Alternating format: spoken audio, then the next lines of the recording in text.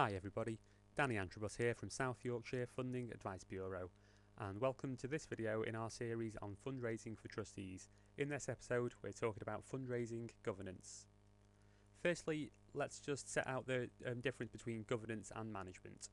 Governance, which we're talking about in this episode, is the overall responsibility you have as trustees for making sure that all the fundraising work you do is done properly according to your governing document and meets all your legal requirements. Whereas management is more about the who does what by when, taking responsibility for the operational tasks that are involved in your fundraising. So legalities of fundraising. There are laws and regulations that govern how fundraising should be done. As trustees, you have responsibility for making sure that all of your fundraising and the funds that you hold are controlled properly. So you need to make sure you have a bank account in the name of your group that any funds are paid into, and that you've got proper systems and procedures for governing who is allowed to raise money on your behalf, what they can say, and who can control the money in your account once it's there. So things like having two name signatories on an account, for example. You also need to be sure that you are working in line with any funding restrictions. So as lots of you will know, particular funders have restrictions on the money they give. They might give you money for a specific project, in which case you have to spend that money for the purpose for which it was given. That might also be the case for money you get from other sources. If you said you'll use the money you raise for a particular purpose, then you need to do that. Next, there's data. If you hold data on people, on supporters, volunteers and other people involved in your organisation, you need to make sure that you keep that data secure, and again that you use it only for the purpose that you said you would use it for, and that when you don't need it anymore, you delete it. And finally, make sure you follow regulations. The Charity Commission has some good guidance on this. I recommend Guide CC20, Charities and Fundraising. And then there's the Institute of Fundraising, who produce some codes of fundraising practice, who set out best practice, guidance and regulations governing particular types of fundraising. And I'll give you the web addresses for those sources at the end of this video. Next is the ethics of fundraising. Now, just because something is legal doesn't necessarily mean that you should do it. So ethically, you as organisations and as trustees, it's up to you to make sure that the fundraising you do is in line with your mission. You need to think about sources of funding that you would and wouldn't accept. So for example, there are some organisations that won't accept or apply for funding from the National Lottery because the source of that money is gambling.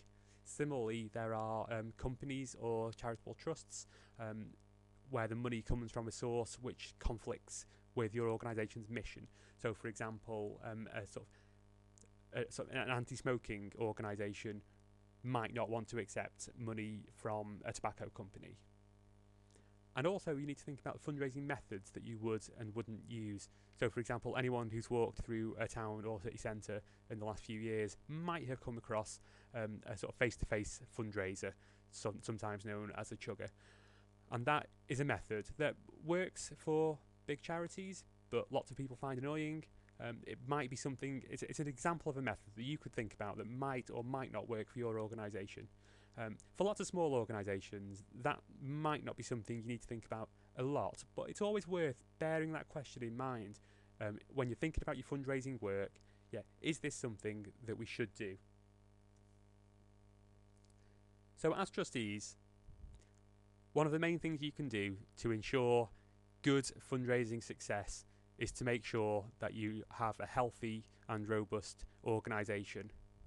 Funders often tell us that what matters and the sort of hallmark of successful applications is not anything to do with kind of particularly sort of beautiful, well-written prose. It tends to be a sort of stable, well-run organisation that can think up interesting projects and communicate them well.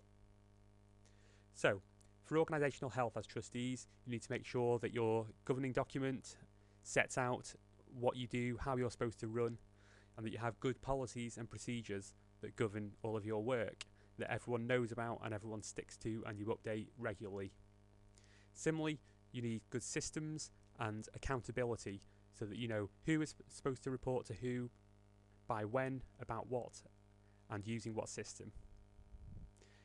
You need a good set of skilled and active trustees, and ideally you really want at least one trustee who knows a bit about fundraising, who can offer some sort of insight and support. And finally, more and more important these days is good user involvement.